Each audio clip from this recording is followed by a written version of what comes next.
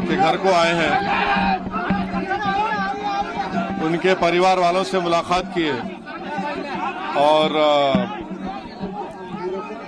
पूरे देश को ये बात जानने की जरूरत है कि जुनैद के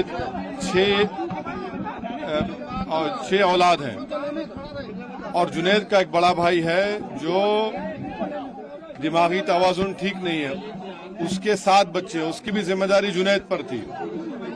तो एक जुनैद की हत्या से 13 बच्चे यतीम हो चुके हैं, 13 बच्चे यतीम हो चुके हैं।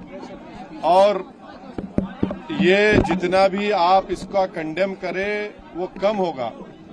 और अफसोस की बात यह है कि राजस्थान की जो पुलिस है और हरियाणा की पुलिस, वो इन तमाम गुंडों को, क्रिमिनल्स को, टेररिस्ट को खुली छूट दे दी है कि वो आते हैं मेवात में और लोगों को मारते हैं, पीटते हैं, उनको उठाकर लेकर जाते हैं।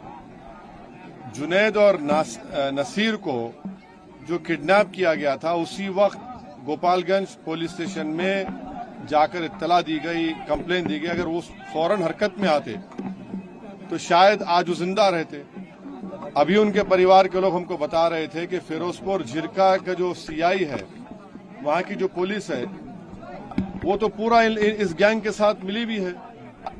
और उनके परिवार के लोग ये भी बता रहे हैं कि जिस गैंग ने जो 6 एक्यूज जो है, जिनको एलिज एक्यूज है, एफआईआर में नाम है, वो इतना मारे जुनैद और नसीर को, ले जाकर पुलिस स्टेशन में जब उनको दिए तो पुलिस ने इनकार कर दिया उनको लेने से।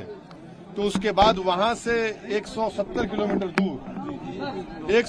किलोमीटर दूर ले जाकर उनकी गाड़ी, जली हुई गाड़ी और जली लाश मिली। आप बताइए कि फिर ये क्या हो रहा है हमारे देश में? आखिर कब तक बीजेपी ऐसे गैंग्स की सरपरस्ती और उनको पॉलिटिकल पैट्रोनेज देगी? कितने लोगों को आप, कितने बच्चों को बेवा करेंगे, कितने बच्चों के यतीम करेंगे? आखिर रूल ऑफ लॉ कहाँ है? अनेक खुले हथियारों के साथ फिरते हैं, यूट्यूब पर गोली चलाते हैं, वीडियो डालते हैं, सिल्वर बटन मिलता है, फेसबुक पर वारिस का जिस्म दिखाया गया, उसके बाद वारिस मर गया तो हरियाणा की पुलिस ने कहा कि एक्सीडेंट से हमारा, परिवार कहते हैं कि उसको मारा गया। तो ये तो ओपन एक मर्डर है और इसको अगर आप जेनोसाइड भी कहेंगे तो गलत नहीं होगा। इसको रोकने का एक ही तरीका है कि हरियाणा और राजस्थान की पुलिस और यहाँ की लीडरशिप जो है, यहाँ के चीफ मिनिस्टर, हरियाणा के चीफ मिनिस्टर, इनको रोकें, इस गैंग को पकड़ें, इनको जेल में डालें। भारत, सुनिए, भारत में किसी को इख्तियार नहीं है कि कोई हथियार लेकर जिसको चाहे गोली मारे, जिसको चाहे पकड़े। ये विजिलेंटीज है जिसको ये विजिलेंटीज है जिनको खत्म करना जरूरी है, वरना रूल ऑफ लॉ खत्म हो जाएगा, अदालत को ताला डालना पड़ेगा, पुलिस को रिटायर करना पड़ेगा अगर नहीं रोका जाएगा तो। क्या नहीं है? आप अंदर, हमको बताया गया कि आकर शराब पीकर मेवात के लड़कियों को छेड़ते हैं। जब किसी ने रोका तो वो बच्चे अभी जेल में है, जेल में है वो। 3 दिन हो चुका है, 2 स्टेट की पुलिस है, राजस्थान, हरियाणा,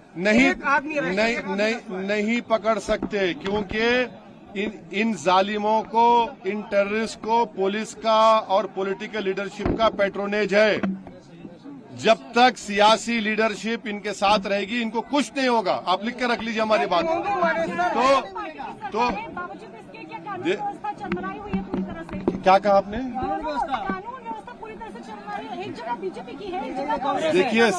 देखिए आपको फर्क दिख रहा है, मुझे कोई फर्क नहीं नजर आ रहा है। जहां पर मुसलमानों की बात आती है, जहां पर गौ रक्षक की बात आती है, सब के सब एक हो जाते हैं। अगर गोपालगंज की पुलिस को जब कंप्लेन दिया गया था, वो फौरन हरकत में आते तो वो बॉर्डर क्रॉस नहीं करते, उसको रोक लिया जाता। अरे सुनिए, ये उसको पॉलिटिसाइज वही लोग कर सकते हैं जिनमें इंसानियत मर चुकी है।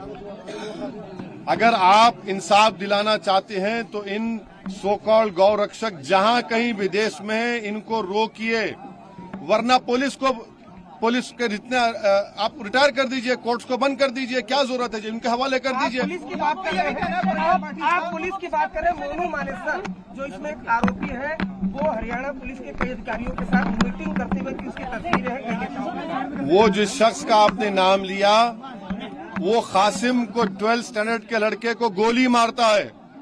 एफआईआर में नाम है, फिर भी नहीं पकड़ रही पुलिस उसको। जिसका आपने नाम लिया उसने वारिस को पकड़कर उसके वारिस के मुंह से खून बह रहा था, फेसबुक पर लाइव किया, उसके बाद डिलीट कर दिया। ये तमाम सुनिए, ये तमाम जालिमों को, टेररिस्ट को पॉलिटिकल पैट्रोनेज है। मैं देश के प्रधानमंत्री से डिमांड करता हूं कि आपकी पार्टी, आपकी सरकार इन लोगों की मदद करना छोड़िए। पुलिस अगर अपना काम नहीं करेगी तो फिर कौन करेगा? अगर आपकी पॉलिटिकल लीडरशिप काम नहीं करेगी तो देश तो फिर इन विजिलेंटी से चलेगा। वैसे साहब क्या लग रहा है कि पॉलिटिकल पार्टी से पॉलिटिकल गाली भी लेने की कोशिश कर रही है? भाई साहब, चाहे वो ये कांग्रेस हो, बीजेपी हो, वो एमआईएम हो। देखिए, इन पीड़ित परिवार का एक ही डिमांड है कि उनको सबसे पहले उनको गिरफ्तार किया जाए और एक स्पेशल कोर्ट के जरिए उन पर केस चलाया जाए और उनको सजा मिले। और चौथी बात यह है कि ये जो जुल्म हर महीने या 10 दिन में होता है ये बंद होना चाहिए। इन मेवात के मियों पर, ये गरीब हैं, इन पर आप आकर मारते हैं। और डेटा क्या बताता है? डेटा ये बताता है कि भारत में भैंस बढ़ रही है और गाय कम हो रही है। कैसे कम हो रही है? फिर आप इनको रोकिए। ये होते कौन है कि अपने हाथ में कानून लेंगे, ये जिसको चाहे मारेंगे, जिसको चाहे मर्डर कर देंगे। सिर्फ मेवात के इलाके की बात है, कहीं और भी ऐसी घटनाएं? बहुत सी जगहों पर, कहां नहीं हो रहा है। देखिए, पिछले चाहे पीलू खान हो, इखलाक हो, ये सब रकबर हो, कितना होगा ये? इसको सरकार को इन मिलिशियास को रोकना और सख्ती से कुचलने की जरूरत है। वरना आप कह दीजिए, सरकार कह दे कि भाई ये लोग ही पुलिस है, ये लोग ही कोर्ट है। उसके बाद देखिए क्या होता है। फिर क्या आप किस राह पर लेकर जाएंगे? ये लोग रेडिकलाइज हो चुके हैं और ये जो मार रहे हैं मुसलमानों को, रेडिकलाइज हो चुके हैं लोग, हाईली रेडिकलाइज हैं लोग। कौन कर रहा है? ये अरे कौन कर रहा है? बीजेपी कर रही है इनको, बीजेपी सपोर्ट कर रही है। कांग्रेस की सरकार खामोश बैठी है। अगर कांग्रेस की सरकार वहां पर फौरन एक्शन लेती, इनको बचा लेती, रोक देती, कुछ नहीं कर रहे हैं आप। कांग्रेस तो कह रही है कि बीजेपी माहौल खराब करना चाहती है। अरे कांग्रेस, अगर बीजेपी माहौल खराब, चलिए मैं अशोक गहलोत से कह रहा हूं कि पुलिस को भिजाइए हरियाणा में, उन तमाम बदमाशों को उठाकर लेकर आइए। आप नहीं जा सकते, पुलिस नहीं जा सकती हरियाणा को। आप नहीं, जब आपने एफआईआर में नाम लिख दिया, जाइए पीटी वारंट लेकर उठा कर लाइए उनको। कौन रोक रहा है आपको? उनको अरे वो चुनाव की बात नहीं है। नहीं, ये चुनाव की बात नहीं है। नहीं, ये चुनाव की बात नहीं है। ये चुनाव की बात नहीं है, ये इंसानों की जान की बात है। अरे छोड़िए भाई, सत्ता की लड़ाई नहीं है, ये जान बचाना है, देश को बचाना है। वरना अगर ये बढ़ता जाएगा तो फिर याद रखिए, किसी को भी गोली चला देंगे, किसी को पकड़ लेंगे, किसी को मार देंगे। चलिए बस।